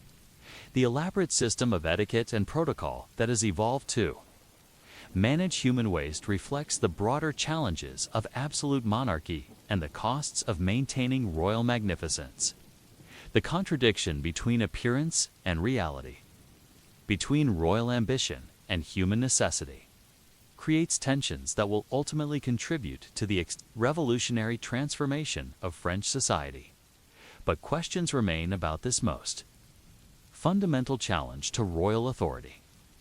How did the failure to address the palace's sanitation problems contribute to the broader revolutionary movement that swept France in 1789? What lessons can we learn from the Versailles experience about the relationship between basic human needs and political stability? And how did the daily reality of waste management affect the broader culture and society of ancien regime France in ways that continue to influence our understanding of power, privilege, and human dignity? In the elegant drawing rooms of Georgian London, where the afternoon light filters through tall windows and illuminates scenes of refined domestic life, you encounter a revolution in human dignity that will transform not only how nobles manage their most intimate needs, but how society itself understands the relationship between privacy, propriety, and personal comfort. The year is 1750, and Lady Catherine Pemberton sits in her magnificently appointed bedchamber, contemplating a small porcelain vessel that represents one of the most significant innovations in aristocratic life: the Berthelot, a chamber pot specifically designed for the intimate needs of women. The Berthelot, named after the famous French preacher Louis Berthelot, whose lengthy sermons necessitated discreet relief for his female parishioners, represents a fundamental shift in how Georgian society approaches the intersection of bodily necessity and social propriety. Jane Austen's World describes how these distinctively shaped chamber pots were used throughout the 18th and for most of the 19th century, serving as portable toilets that could be discreetly employed when proper facilities were unavailable. Lady Catherine's own Berthelot is a masterpiece of Georgian craftsmanship, crafted from the finest bone china and decorated with delicate floral patterns that reflect the latest fashions in decorative arts. The vessel's distinctive oval shape and gently curved edges have been designed specifically to accommodate the female form, representing a level of anatomical consideration that would have been unthinkable in previous centuries. The attention to both function and aesthetics in this humble vessel reveals the Georgian obsession with combining utility with beauty in every aspect of domestic life. The positioning of the Bertelou within Lady Catherine's bedchamber requires careful consideration of both practical and social factors. The vessel must be easily accessible during the night or during extended periods of confinement to the chamber. 8. It must remain discreet enough to avoid embarrassing encounters with servants or visitors. Lady Catherine has chosen to place her Bertelou within a specially designed commode chair, an elegant piece of furniture that conceals the vessel while providing comfortable seating for its use. The morning routine in Lady Catherine's household involves a complex choreography of servants who must maintain the Bertelou and other chamber pots without disrupting the refined atmosphere of the home. Sarah, the head housemaid, has developed a system of discreet signals and carefully timed activities that allow her to service the chamber pots throughout the house without drawing attention to her activities. This system requires intimate knowledge of the family's daily schedules and personal habits, creating a form of domestic intelligence that governs the smooth operation of the eclosio. The social implications of the Bertelou extend far beyond its immediate, practical function. The development of gender-specific chamber pots reflects the Georgian understanding of the fundamental differences between men and women, both anatomically and socially. The Bertelou's design acknowledges that women's clothing, social roles, and physical needs require different approaches to waste management than those traditionally employed by men. The Bertelou's portability makes it an essential accessory for Georgian ladies who must navigate the complex social requirements of the period. Unlike the fixed chamber pots of earlier eras, the Bertelou can be carried discreetly in a traveling case, allowing women to maintain their dignity and comfort during long journeys, extended social visits, or lengthy church services. This mobility represents a significant advance in women's freedom and comfort, albeit in a realm that is rarely discussed in public discourse. The cleaning and maintenance of the Bertelou requires specialized knowledge and equipment that reflects the Georgian emphasis on hygiene and cleanliness. Sarah employs a complex system of cleaning that involves multiple rinses, the use of specialized soaps and disinfectants, and careful attention to the vessel's decorative elements.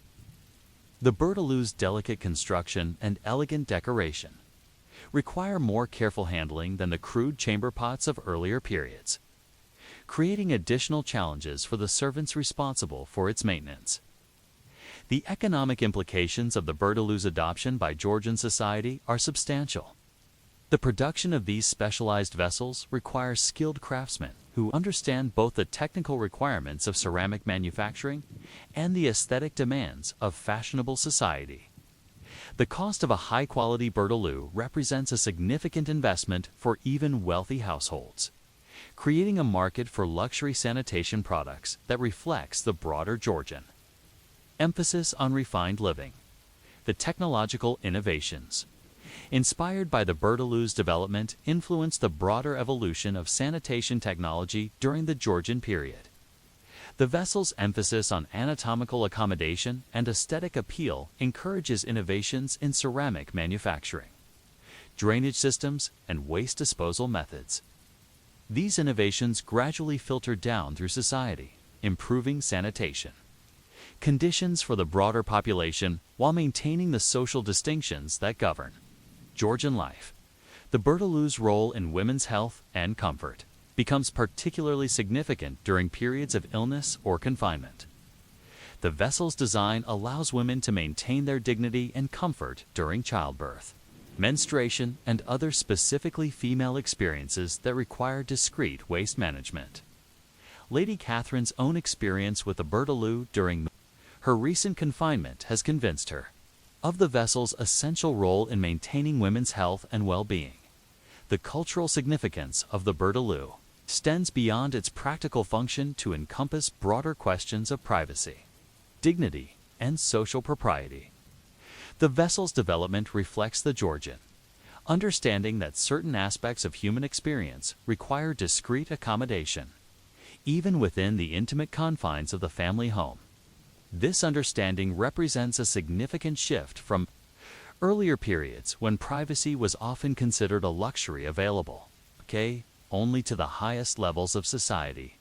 The international comparisons that emerge from Lady Catherine's correspondence with relatives in other countries reveal that the Berteloo represents a specifically English approach to the intersection of bodily necessity and social propriety.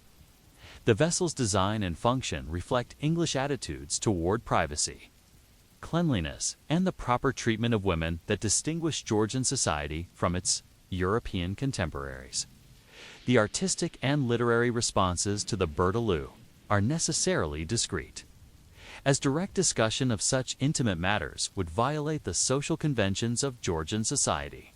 However, the vessel's presence in domestic life affects how artists and writers understand the relationship between private experience and public presentation. The themes of hidden reality, domestic comfort, and the challenges of maintaining social propriety all appear in various forms throughout Georgian literature and art. The psychological impact of the Berteloo on Georgian women is profound, but rarely documented in surviving. The vessel's design and function address specifically female needs and experiences, providing a level of comfort and dignity that affects how women view their own bodies and their place in society. Lady Catherine's private journal reveals the psychological relief that comes from having access to discreet and comfortable waste management facilities. The religious implications of the Berteloo's development create interesting tensions within Georgian society. The vessel's original association with church services acknowledges the conflict between spiritual devotion and bodily necessity, while its subsequent adoption for domestic use raises questions about the proper relationship between physical comfort and moral propriety. Lady Catherine's private prayers include expressions of gratitude for the comfort and dignity that the Berteloo provides, reflecting her understanding of the vessel's moral significance. The medical consequences of improved waste management through devices like the Berteloo begin to manifest in better health outcomes for women of the Georgian upper classes. The vessel's design reduces the risk of infection and other health problems associated with inadequate sanitation, contributing to improvements in women's health that extend beyond the PTO. The immediate benefits of improved hygiene. The seasonal variations in Berteloo use reflect the broader patterns of Georgian domestic life and social activity. During the winter months, when women are confined indoors for extended periods, the vessel becomes an essential element of domestic comfort. During the summer season, when social activities increase and women must spend long periods away from home, the Berteloo's portability becomes crucial for maintaining dignity and comfort. As the afternoon progresses and Lady Catherine continues her daily activities, the Berteloo remains a discreet but essential element of her domestic environment. The vessel's presence in her bedchamber reflects the broader transformation of Georgian society's approach to privacy, hygiene, and personal comfort. The revolution in dignity that the Berteloo represents will ultimately contribute to the development of modern attitudes toward sanitation and personal care, but questions remain about this most intimate revolution in Georgian domestic life. How did the adoption of gender-specific chamber pots affect the broader development of women's rights and social roles? What were the long-term consequences of improved sanitation for the health and well-being of Georgian women? And how did the daily reality of discreet waste management affect the broader culture and society of Georgian England? As the Georgian day unfolds in the elegant townhouse of Lady Catherine Pemberton, you witness the intricate ballet of domestic service that has evolved to accommodate the new standards of privacy and propriety that govern chamber pot use. The revolution in sanitation that the Berteloo represents has created not just new technologies, but entirely new forms of social relationship and domestic organization that reveal the complex intersection of class, gender, and human dignity. In Georgian society, Mrs. Elizabeth Hartwell, the housekeeper who governs the complex domestic machinery of Lady Catherine's household, begins her day with a careful review of the chamber pot requirements throughout the house. National Trust for Scotland describes how servants face the unpleasant task of emptying chamber pots from bedrooms as part of their daily routine.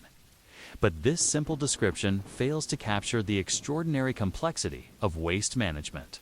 In a Georgian household where privacy and propriety have become paramount concerns, the morning collection of chamber pots follows a carefully orchestrated schedule that has been designed to minimize contact between servants and family members, while ensuring that all sanitation needs are met discreetly and efficiently. Mrs. Hartwell has developed a system of signals and timing that allows her staff to service the chamber pots throughout the house without disrupting the refined atmosphere that Lady Catherine expects. This system requires intimate knowledge of the family's daily schedules, personal habits, and social commitments. The hierarchy of chamber pot service reflects the broader social structures of Georgian society. Lady Catherine's Bertaloo requires the personal attention of Sarah, the head housemaid, whose discretion and skill have earned her the privilege of serving the mistress's most intimate needs. The chamber pots belonging to the children and visiting guests are serviced by junior housemaids who have been trained in the complex protocols of discreet waste management. The servants' own chamber pots are maintained by the lowest-ranking members of the household staff, creating a hierarchy of dignity that mirrors the social order of Georgian society. The cleaning of the Bertaloo requires specialized knowledge and equipment that reflects the Georgian emphasis on hygiene and aesthetic refinement. Sarah employs a complex system of cleaning that involves multiple rinses with hot water, the use of specialized soaps and disinfectants, and careful attention to the vessel's delicate decorative elements. The Bertaloo's fine porcelain construction and elegant decoration require more careful handling than the crude chamber pots of earlier periods, creating additional challenges for the servants responsible for its maintenance.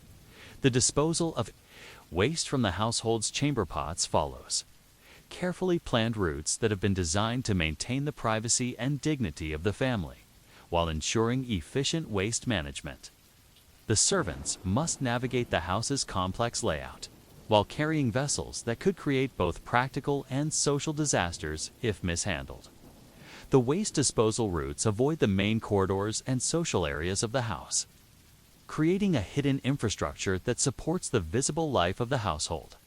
The economic implications of the Georgian chamber pot revolution are substantial.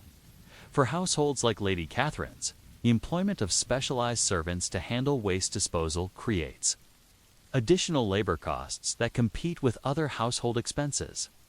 The purchase and maintenance of high-quality chamber pots, Bertaloos, and related equipment represents a significant investment that reflects the household's commitment to maintaining the highest standards of privacy and propriety.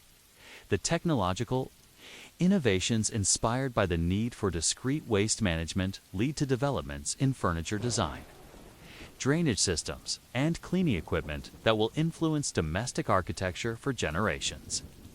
The commode chairs that conceal chamber pots represent early attempts to integrate sanitation facilities into domestic furnishings, while improved drainage systems and ventilation methods address the practical challenges of maintaining hygiene in confined spaces.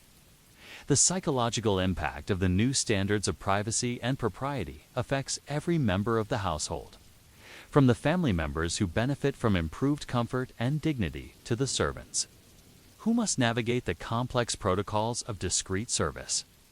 The emphasis on maintaining privacy around bodily functions creates new forms of social anxiety and awareness that affect how people relate to each other within the domestic environment.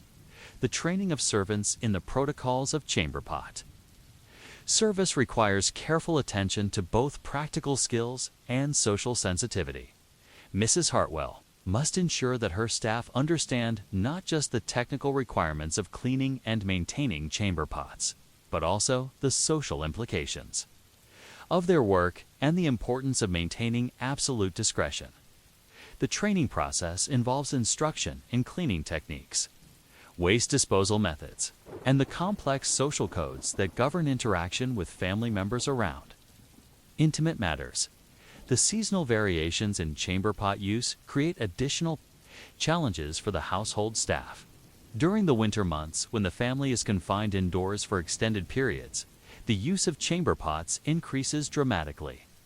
The heating systems that make the house comfortable during cold weather also serve to concentrate odors and create additional ventilation challenges. Mrs. Hartwell must adjust her cleaning schedules and staffing levels to accommodate these seasonal variations while maintaining the household standards of hygiene and discretion. The social competition that emerges around chamber pot quality and service creates new forms of status rivalry among Georgian households. Lady Catherine finds herself competing with other families to demonstrate superior standards of privacy and propriety through the quality of her chamber pot arrangements and the skill of her servants. This competition drives innovation in chamber pot design and domestic service protocols, creating a market for luxury sanitation products and specialized domestic skills. The impact of the chamber pot revolution on children's socialization becomes apparent in the careful attention paid to training young family members in the proper use and appreciation of these facilities. Lady Catherine's own children must learn to navigate the complex protocols of discreet waste management from an early age, developing skills and attitudes that will affect their entire lives. The socialization process involves instruction in proper use, maintenance of privacy, and the importance of treating servants with appropriate respect and discretion. The international comparisons that emerge from Lady Catherine's correspondence with relatives in other countries revealed that the Georgian approach to chamber pot use represents a specifically English development in the intersection of privacy, propriety, and domestic comfort.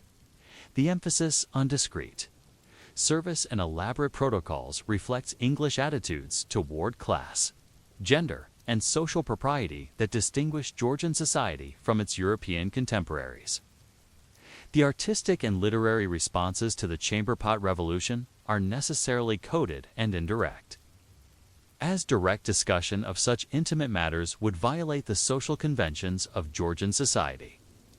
However, the reality of domestic life affects how artists and writers understand the relationship between private experience and public presentation.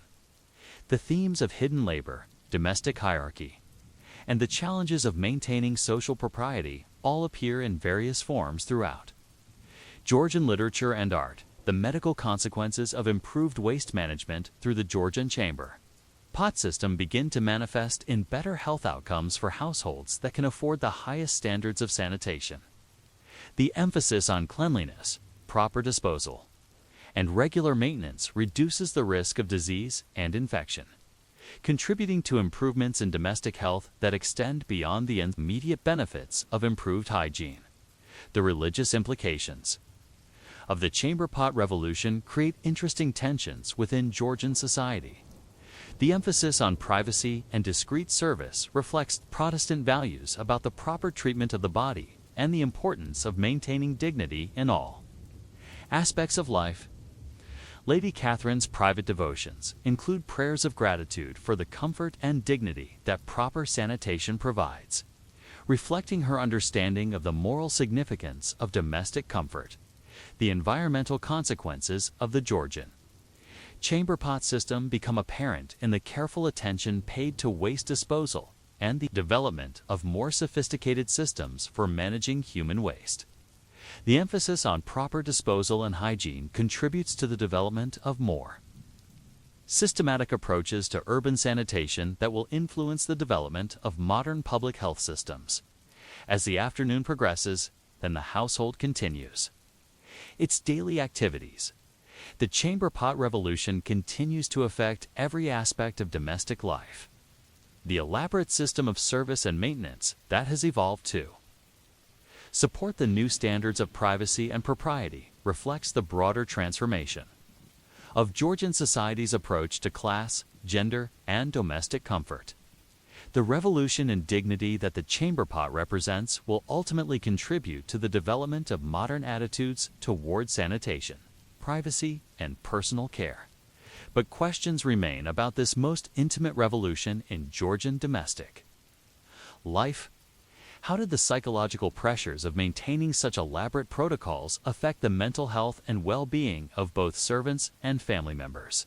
What were the long-term consequences of the emphasis on privacy and discreet service for the development of social relationships within the household?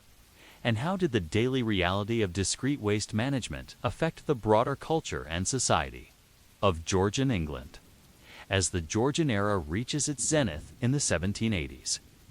You witness the beginning of the end for the chamber pot's dominance in aristocratic domestic life. In the elegant townhouse of Lady Catherine Pemberton, now an elderly woman who has seen the transformation of an entire way of life. The arrival of the first water closet represents not just a technological innovation, but a fundamental shift in how society understands the relationship between human dignity, domestic comfort, and social progress. The morning of March 15, 1785, marks a historic moment in the Pemberton household as workmen from the firm of Brahma and Company arrived to install the first water closet in Lady Catherine's private apartments. England's puzzle describes how the first real water-flushing toilet was patented by Alexander Cummins in 1775 with Joseph Brahma, modifying the design 3 years later to create a commercially successful version that would revolutionize domestic sanitation. The installation of the water closet requires significant modifications to the house's existing infrastructure. The elegant Georgian townhouse, built in an era when chamber pots were the pinnacle of sanitation technology, must be retrofitted with complex plumbing systems that will carry water to the new facility and waste away from it. The process reveals the extraordinary engineering challenges involved in transforming domestic architecture to accommodate new standards of hygiene and comfort. Lady Catherine watches the installation process with a mixture of excitement and apprehension. The water closet represents the culmination of a lifetime of experience with chamber pots, Bertolus, and the complex social protocols that govern their use. The new facility promises to eliminate many of the inconveniences and embarrassments that have shaped her understanding of domestic life. Yet she cannot help but feel that something important is being lost in the process. The water closet itself is a marvel of Georgian engineering and craftsmanship. The porcelain bowl, manufactured by Wedgwood using the finest ceramic techniques available, sits within an elegant wooden enclosure that has been designed to complement the chamber's existing furniture. The flushing mechanism, based on Brahma's patented design, employs a complex system of valves and seals that allows water to flow through the bowl, while preventing the escape of unpleasant odors. The positioning of the water closet within Lady Catherine's private apartments requires careful consideration of both practical and social factors. The facility must be easily accessible from the bedchamber, yet it must be sufficiently private to maintain the dignity that Georgian society demands. The installation creates a new form of domestic space, the water closet room, that represents a fundamental shift in how homes are organized and understood. The social implications of the water closet's arrival extend far beyond the immediate convenience it provides. The new facility represents a form of technological progress that will gradually eliminate the need for the elaborate system of chamber pot service that has governed domestic life for centuries. The servants who have built their careers around the discreet management of chamber pots face an uncertain future as the new technology makes their skills obsolete. Mrs. Hartwell, the housekeeper who has overseen the chamber pot revolution in the Pemberton household, finds herself confronting a transformation that threatens to upend everything she has learned about domestic management. The water closet requires entirely new forms of maintenance and service, involving plumbing skills and technical knowledge that her traditional training has not provided. The installation forces her to reconsider her entire approach to household management and staff training. The economic implications of the water closet revolution are substantial for households like Lady Catherine's. The initial cost of installation, including the necessary plumbing modifications and the purchase of specialized equipment, represents a significant investment that reflects the household's commitment to maintaining the highest standards of domestic comfort. The ongoing costs of maintenance, including the employment of specialized plumbers and the purchase of replacement parts, create new forms of household expense that compete with other domestic priorities. The technological innovations inspired by the water closet's development influence the broader evolution of domestic architecture and urban planning. The need for reliable water supply and waste disposal systems encourages the development of more sophisticated urban infrastructure that will support the growth of modern cities. The installation of water closets in private homes creates demands for public utilities and services that will shape the development of modern urban life. The psychological impact of the water closet on domestic life is profound and multifaceted. The elimination of chamber pots removes a constant reminder of human bodily functions from the intimate spaces of the home, creating new forms of privacy and dignity that affect how people understand their own bodies and their relationships with others. Lady Catherine's private journal reveals the psychological relief that comes from no longer having to maintain constant awareness of chamber pot protocols and schedules. The cultural significance of the water closet extends beyond its law. Most clause extends beyond its practical function to encompass broader questions of progress, civilization, and social development. The new technology represents a form of human advancement that promises to eliminate some of the most basic challenges of domestic life. Yet it also represents a loss of the intimate knowledge and careful attention that characterized the chamber pot era. The international comparisons that emerge from Lady Catherine's correspondence with relatives in other countries reveal that the water closet revolution represents a specifically English development in domestic technology and social organization. The emphasis on private sanitation facilities and individual comfort reflects English attitudes toward privacy, progress, and domestic life that distinguish Georgian society from its European contemporaries. The artistic and literary responses to the water closet revolution begin to emerge in the final decades of the Georgian era, as writers and artists grapple with the implications of technological change for human experience. The themes of progress and tradition, convenience and loss, technological advancement and human dignity all appear in various forms throughout the literature and art of the period. The medical consequences of the water closet revolution begin to manifest in improved health outcomes for households that can afford the new technology. The elimination of chamber pots and the implementation of more sophisticated waste disposal systems reduce the risk of disease and infection, contributing to improvements in domestic health that extend beyond the immediate benefits of improved hygiene. The religious implications of the water closet revolution create interesting tensions within Georgian society. The new technology represents a form of human progress that some view as divinely inspired, while others worry about the moral implications of eliminating the forms of humble service that characterized the chamber pot era. Lady Catherine's private devotions include prayers of gratitude for technological progress while mourning the loss of the intimate relationships that characterized the earlier system. The environmental consequences of the water closet revolution become apparent in the development of more sophisticated systems for managing human waste and the emergence of new forms of urban infrastructure. The emphasis on efficient waste disposal and the development of sewage systems contribute to the creation of more sanitary urban environments that will support the growth of modern cities. The transformation of domestic service relationships reflects the broader social changes that accompany the water closet revolution. The servants who have built their careers around chamber pot service must develop new skills and adapt to new forms of domestic technology, while the families they serve must adjust to new patterns of privacy and domestic organization that eliminate many of the intimate relationships that characterize the earlier system. As the installation of the water closet nears completion, and Lady Catherine prepares to experience this revolutionary new technology, the chamber pot era draws to a close.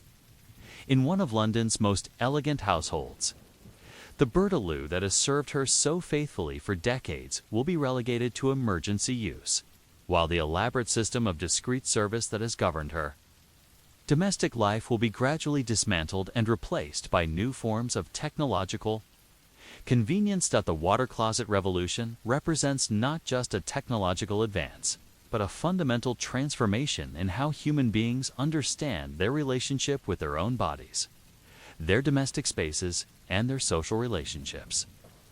The death of the chamber pot marks the end of an era characterized by intimate service, careful attention to human dignity, and the complex social protocols that govern the most basic aspects of human life. But questions remain about this most fundamental transformation in domestic life. How did the psychological changes that accompanied the water closet revolution affect the broader development of modern attitudes toward privacy, dignity, and human relationships? What were the long-term consequences of eliminating the intimate service relationships that characterized the chamber pot era? And how did the technological revolution in sanitation affect the broader culture and society of Georgian England in ways that continue to influence our understanding of progress, convenience, and human dignity?